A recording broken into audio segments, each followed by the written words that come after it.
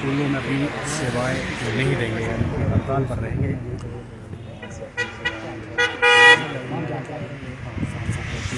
तो ये तस्वीरें आप शिमला चौड़ा मैदान की देख रहे हैं। एसएमसी शिक्षक आज से निश्चितकालीन हड़ताल पर हैं। मांग आपको पहले से ही विदित है। नियमितीकरण की मांग को लेकर लगातार ये संघर्षरत है।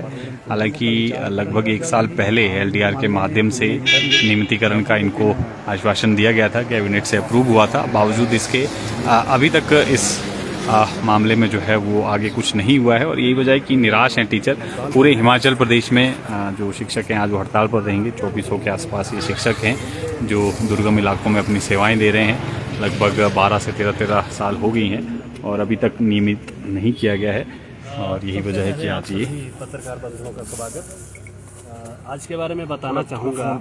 आज जो हमारे साथी फिर यहाँ पे चौड़ा मैदान स्थल में पहुँचे हैं, अभी पहुँचे नहीं है क्योंकि ये जो धरना सिर्फ आज का नहीं है, ये तब तक के लिए है जब तक हमारा जो ऑर्डर जारी नहीं हो जाता है, प्रक्रिया शुरू नहीं हो जाती है। ये बात यूँ है कि जैसे ही 2023 से इस विषय में रेगुलराइजेशन के लिए कमेटी बनाई गई थी और उसके बाद जो है आज 25 लग गए 2025 और 7 मार्च 2024 की जो कैबिनेट थी उसमें हमारे लिए प्रोविज़न किया था सेवाएं नियमित करने के।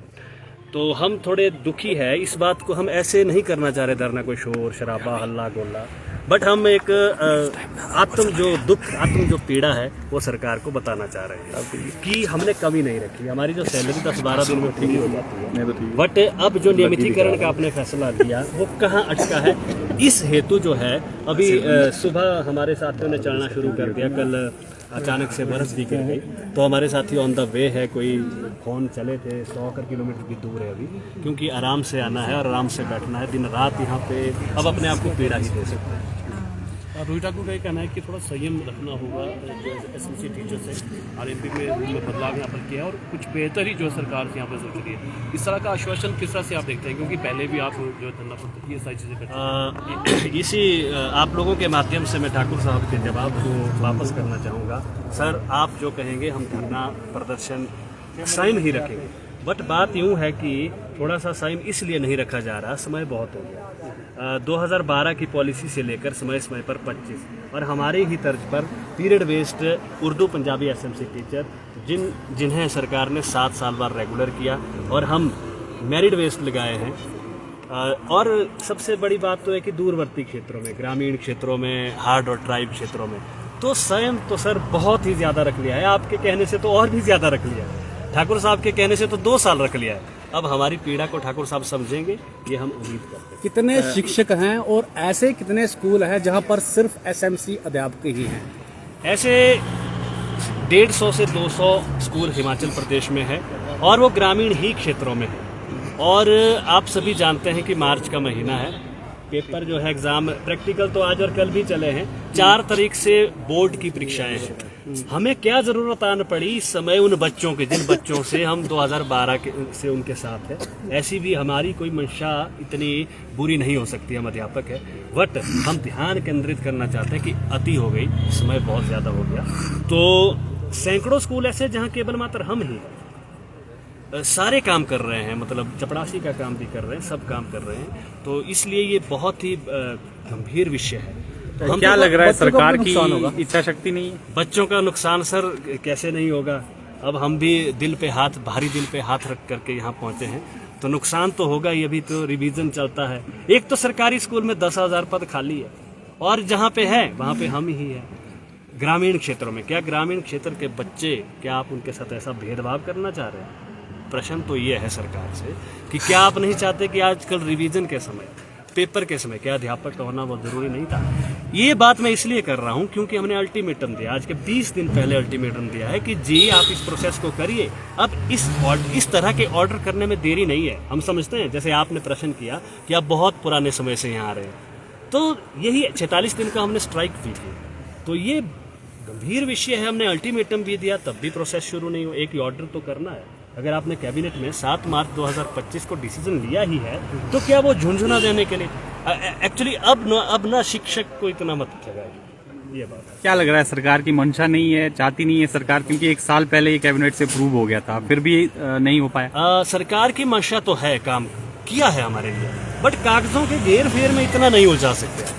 2 साल तक कागजों के घेर फेर में बन रहा है, नियम बन रहे हैं, हिमाचल प्रदेश सरकार ही नियम बना रही है, ऐसे कैसे नियम बन रहे हैं, तो इस बात से हम चिंतित है।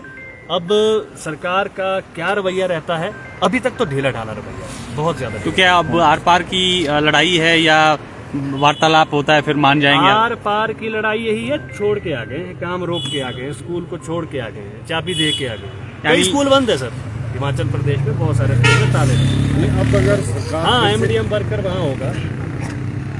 अब अगर फिर से यहाँ पर सरकार से आश्वासन मिल रहा है इस सब, हाँ जी, आप सही बोल रहे हैं, इस बार आश्वासन का नहीं है। हम बहुत बार आश्वासन लेके गए हैं, इस बार सिर्फ ऑर्डर ही तो करना है कि फलाने समय में इतने दिनों बाद आपको जो स्क्रीनिंग टेस्ट द्वारा या इस विधि द्वारा सेवाएं नियमित की जाएगी। नियुक्ति चाहिए, अब हमें वो चाहिए। अब यानी नियुक्ति लेकर ही फिर अब आपका आंदोलन खत्म होगा? हम जरूर इस तरह का कोई लेटर देखना चाहेंगे विभागीय स्तर का, जो तिथि तय करे, जो टाइम बाउंड हो कि इस समय से, क्योंकि अब लेटर तक ये बात है, लेटर आला अधिकारियों का निकले तो हम तो चले जाएंगे, ये बात है हमारी। थोड़ी देर से बोलना है? हाँ, 2 मिनट। हाँ, बोलो बोलो बोलो। एक मिनट। जी अनिल जी, क्या कहना चाहेंगे आप? सबसे पहले तो मैं पंडित अनिल वशिष्ठ अपने समस्त एसएमसी परिवार की ओर से आप सभी मीडिया बंधुओं का यहाँ पर जो है वो स्वागत करता हूँ, और समय समय पर आप हमारी बात को रखते हो उसके लिए मैं आपका धन्यवाद भी करता हूँ। हमारे प्रवक्ता निर्मल जी ने आपके समक्ष लगभग बात रख दी कि हम क्यों आए हैं, क्या है, उसके बारे में बात रख दी। मैं सिर्फ और सिर्फ जो है अभी हमारी एसएमसी अध्यापकों की वर्तमान स्थिति क्या है उसके बारे में थोड़े से विचार रखूंगा। मैं एसएमसी अध्यापकों को देख करके मुझे जो है वो रामनाथ पांडे जी का लिखा हुआ 2.5 पंक्तियों का उपन्यास याद आता है, जिसमें उन्होंने लिखा है कि एक विधवा माँ के 2 बेटे थे। महीने में 15 दिन माँ एक बेटे के साथ रहती थी और 15 दिन जो है माँ दूसरे बेटे के साथ रहती थी। पर विडंबना दुख की बात उस विधवा माँ के लिए ये थी कि वर्ष में जो महीना 31 दिन का होता था, उस 31 महीने में एक दिन जो उस माँ को उपवास रखना पड़ जाता था। तो ठीक आज वही हालत जो है उस विधवा माँ की हालत जो एसएमसी अध्यापकों की हो गई। मैं आपको ये बताना चाहूंगा कि 12 साल लगे हुए हो गए, लेकिन विडंबना देखिए कि हमें अब तक जो है 12 महीनों की सैलरी भी नहीं मिल रही। 11 महीने तो हम कैसे न कैसे अपना गुजर बसर कर लेते हैं, गुजारा हमारा हो जाता है कैसे न कैसे करके, लेकिन हमारी नींदें तब हराम हो जाती है जब वो 1 महीना जिसमें हम छुट्टियां होती है वो आने वाला होता है। हम चिंता में पड़ जाते हैं कि हम जो है अपने परिवार का भरण पोषण कैसे करेंगे, बच्चों की फीस कैसे करेंगे और कैसे अपने परिवार का गुजारा करेंगे। तो 12 साल होने के बाद भी जो है हमारी हालत आज ये है कि हमें जो है 12 महीनों की सैलरी तक जो वो नहीं मिल रही है, और पाँव के नीचे से जमीन तो तब खिसक जाएगी महोदय जब मैं आपको ये बताऊंगा कि 11 महीने जिन शिक्षकों के हाथ में बच्चों की कॉपियां और पेन रहता है, वो छुट्टियों के दौरान उस 1 महीने में वो हाथ जो है छीनी और हथौड़ा चलाने के लिए मजबूर हो जाती है, क्योंकि 1 महीने के लिए कोई हमें कोई स्कूल पे नहीं रखता। हमारे पास मजदूरी करने के अलावा कोई और ऑप्शन नहीं रह जाता। और सोचिए आपकी जब भारत का भाग्य विधाता और राष्ट्र का निर्माता जो है एक छेनी और हथौड़ा चलाने के लिए मजबूर हो जाएगा, तो उस राष्ट्र का क्या भविष्य होगा ये आप सोच लो। और एक भारत के भाग्य विधाता का इस तरह सड़कों पर जो है धक्के खाना, जिनको विद्यालय में होना चाहिए था, जिनके द्वारा बच्चों को पढ़ाया जाना था, लेकिन वो मजबूर होकर के जो दुखी होकर के आज उनको सड़कों पे यहाँ धक्के खाने पड़ रहे हैं। ऐसे हालात के लिए कौन जिम्मेवार है? आप मजदूरी का हवाला दे रहे हैं सर। ये आप देखिए, मजदूरी की है। यस सर, बिल्कुल। ये जो इतने सारे खड़े हैं इनसे पूछिए कि जब 1 महीना हमारे पास सैलरी नहीं मिलती है, कहाँ जाए सर? कहाँ मजदूरी की? हम सर करनी पड़ती है, मजदूरी करनी पड़ती है, हमें कोई ना कोई काम हमको करना पड़ता है। क्या करें सर, परिवार नहीं चलता। अब देखिए जब मुझे लगता है हमने सरकार का उस वक्त साथ दिया हम लोगों ने, जब शायद एक रेगुलर प्रवक्ता की बात करें, लेक्चर की बात करें, 60 या 70 हजार लेता था, हमने 6000 से शुरुआत की है। और वो भी ऐसे हार्ड एरिया में जाकर के अपने आपको सरकार से? सर सरकार से उम्मीद, सर वो सरकार से पूछ, हमें तो ये उम्मीद है कि हमें जो है वो 1 या 2 महीने के अंदर या तो हमें नियमित करे ज्यादा से ज्यादा, या कम से कम हमें जो अनुबंध पर लेकर के आए। और हमारा जो इस प्रकार सड़कों में धक्के खाना, मजदूरी करना, ये हमारे लिए शर्म की बात नहीं है, हमारे लिए चिंता की बात नहीं है। ये चिंता की बात है, शर्म की बात है तो सत्ता पे बैठे उन सत्ताधारियों के लिए है।